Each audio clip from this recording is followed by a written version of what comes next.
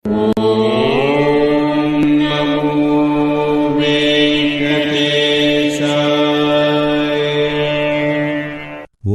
வணக்கம். நான் உங்கள் ஸ்ரீதர். ஸ்ரீதர் ஸ்டாக் சேனலுக்கு உங்களை அன்புடன் வரவேற்கிறேன். வீடியோ பிடித்திருந்தால் லைக் செய்யுங்கள். இது மற்ற பக்தர்களுக்கும் உதவும். கோவிந்தா கோவிந்தா. ஏழுமலையான் தரிசனத்துக்காக காத்துக்கிட்டு இருக்கிற எல்லா பக்தர்களுக்கும் என் அன்பான வணக்கங்கள்.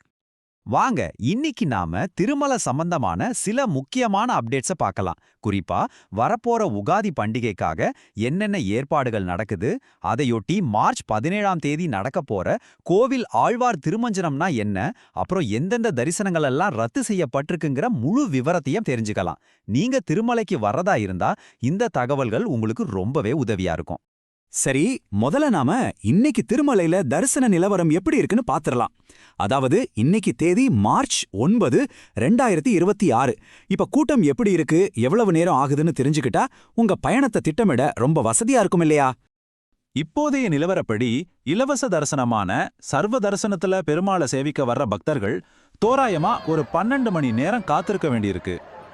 வைகுண்டம் கியூ காம்ப்ளெக்ஸ்ல இருக்கிற 31 அறைகள் இப்போ பக்தர்களால நிறைஞ்சிருக்கு. அதனால சர்வ தரிசனத்துக்கு வர்றவங்க இந்த நேரத்தை மனசுல வச்சுக்கிட்டு அதுக்கேத்த மாதிரி தயாராகி வாங்க. அதே நேரத்துல முன்னாடியே ஆன்லைன்ல புக் பண்ணிட்டு வர்ற 300 ரூபாய் சிறப்பு நுழைவை தரிசன பக்தர்களுக்கு காத்திருப்பு நேரம் ரொம்பவே குறைவுதான். அவங்க சுமார் 4 மணி நேரத்திலேயே சுவாமி தரிசனம் பண்ணிடலாம். நேரத்தை மிச்சப்படுத்த நினைக்கிறவங்களுக்கு இது ஒரு நல்ல ஆப்ஷன். அடுத்து நம்ம பார்க்க போறது ஒரு ரொம்ப முக்கியமான ஒரு புனிதமான நிகழ்வு. வரப்போற தெலுங்கு வருட பிறப்பான உகாதி பெருவிழாவை முன்னிட்டு திருமலை கோயில நடக்க போற கோயில் ஆழ்வார் திருமஞ்சனம். இது பாரம்பரியமா நடக்கிற ஒரு தூய்மைப்படுத்தும் வைபவம். கோவில் ஆழ்வார் திருமஞ்சனம் அப்படின்னா என்னன்னு கேக்குறீங்களா? இதுக்கு ஒரு ரொம்ப அழகான அர்த்தம் இருக்கு. அதாவது கோவிலையே ஒரு ஆழ்வாரா பெருமாளோட ஒரு பரமபக்தரா நடிச்சு அந்த ஆலயத்தையே முழுசா சுத்தம் செஞ்சு நீராட்டுறது தான் இந்த வைபவம். ஒரு வருஷத்துல 4 பெரிய விழாவுக்கு முன்னாடி இது நடக்கும். உகாதி, ஆனிவார ஆஸ்தானம், பிரம்மோற்சவம், அப்புறம் வைகுண்ட ஏகாதேசிக்கு முன்னாடி இந்த புனித சடங்கு நடத்தப்படும். இந்த திருமஞ்சனம் வர்ற மார்ச் மாசம் 17ஆம் தேதி செவ்வாய்க்கிழமை அன்னைக்கு நடக்க இருக்கு. அன்னைக்கு காலையில 6 மணிக்கு சடங்குகள் ஆரம்பிக்கும். முக்கியமா நீங்க கவனிக்க வேண்டியது என்னன்னா, காலையில 6 மணிலிருந்து 11 மணி வரைக்கும் இந்த தூய்மை பணி நடக்கும். அதனால அந்த நேரத்துல தரிசனம் தற்காலிகமா நிறுத்தி வைக்கப்படும். எல்லா பணிகளும் முடிஞ்சு 11 மணிக்கு சுவாமிக்கு சிறப்பு பூஜைகள் செஞ்சுட்டு சரியா மதியம் 12 மணிக்கு மேல பக்தர்கள் தரிசனத்துக்காக மறுபடியும் அனுமதிக்கப்படுவாங்க. இந்த சுத்தம் பண்ற வேலையே ஒரு பெரிய வைபவம் மாதிரி நடக்கும் தெரியுமா? முதல்ல மூலவர் திருமேனியில தண்ணி படாம இருக்க ஒரு மெல்லிய வஸ்திரத்தால முழுசா மூடிடுவாங்க. அதுக்கப்புறம் கருவறையில இருக்கிற உற்சவ மூர்த்திகள், பூஜை பாத்திரங்கள் எல்லாத்தையும் வெளியில கொண்டு வந்துருவாங்க. அப்புறம் ஆனந்த நிலையம்னு சொல்ற கருவறையில இருந்து கொடிமரம் வரைக்கும் இருக்கிற சுவர்கள், மேற்கூரைன்னு எல்லாத்தையும் தண்ணியால சுத்தம் பண்ணுவாங்க. எல்லாம் சுத்தமானதும் பரிமளம்னு ஒரு நறுமண கலவையை பூசுவாங்க. கடைசியா எல்லா பொருட்களையும் திரும்பவும் உள்ள வச்சு சிறப்பு பூஜை செய்வாங்க. அந்த பரிமளம்னு சொன்னேன் இல்லையா, அது சாதாரண வாசனை பொடி கிடையாதுங்க. அதுல சந்தனம், குங்குமப்பூ, பச்சை கற்பூரம், மஞ்சள், கிச்சிலி கிழங்குன்னு பல மூலிகைகள் சேர்ந்த ஒரு சக்தி வாய்ந்த கலவை அது. இது கோவிலுக்கு ஒரு நல்ல நறுமணத்தை கொடுக்கறது மட்டும் இல்லாம ஒரு இயற்கையான கிருமி நாசினியாவும் செயல்பட்டு கோவிலோட புனித தன்மையை பாதுகாக்குது. ஓகே, இப்ப நாம ரொம்ப முக்கியமான ஒரு அறிவிப்புக்கு வந்திருக்கோம். நீங்க திருமலைக்கு வர பிளான் பண்ணிருந்தீங்கன்னா இதை கண்டிப்பா கவனமா கேட்கணும். இந்த திருமஞ்சனம் மற்றும் உகாதி ஆஸ்தானம் நடக்கிறதால மார்ச் 17 அப்புறம் மார்ச் 19 ஆகிய தேதிகள்ல சில தரிசனங்கள் ரத்து செய்யப்பட்டிருக்கு. இப்ப பாருங்க, மார்ச் 17ஆம் தேதி திருமஞ்சனம் அன்னைக்கு விஐபி பிரேக் தர்ஷனமும் அஷ்டதள பாத பத்மாராதன சேவையும் ரத்து செய்யப்பட்டிருக்கு.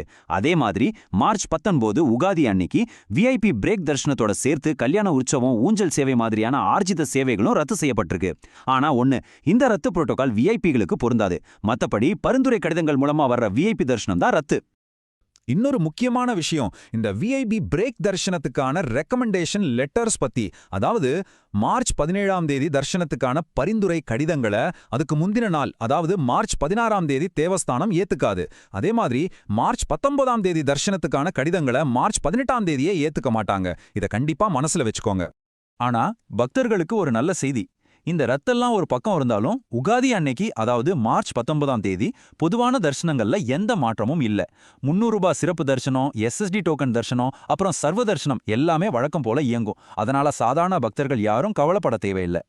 சரி, நாம இப்போ பார்த்த எல்லா விஷயத்தையும் ஒன்னா சேர்த்து நீங்க திருமலைக்கு வர்றதா இருந்தா என்னெல்லாம் மனசுல வச்சுக்கணும்னு ஒரு சின்ன தொகுப்பா பார்த்திடலாம். உங்க பயணத்தை நீங்க எந்த சிரமமும் இல்லாம திட்டமிட இது உதவும். மறக்காம இதெல்லாம் நோட் பண்ணிக்கோங்க. முதல்ல மார்ச் 17ஆம் தேதி தரிசனம் பண்ண நினைச்சா மதியம் 12 மணிக்கு மேல தான் போக முடியும். ரெண்டாவது, விஐபி பிரேக் தரிசனம் மூலமா போக நினைக்கிறவங்க மார்ச் 17, 19 தேதிகளை தவிர்த்துறது நல்லது. மூணாவது, பரிந்துரை கடிதங்கள் மார்ச் 16, 18ஆம் தேதிகள்ல செல்லுபடியாகாது. சோ இந்த மாற்றங்களுக்கு ஏத்த மாதிரி உங்க பயணத்தை திட்டமிட்டீங்கன்னா உங்க தரிசனம் ஆனந்தமா அமையும். சரி, இந்த பயண ஆலோசனைகள் ஒரு பக்கம் இருக்கட்டும்.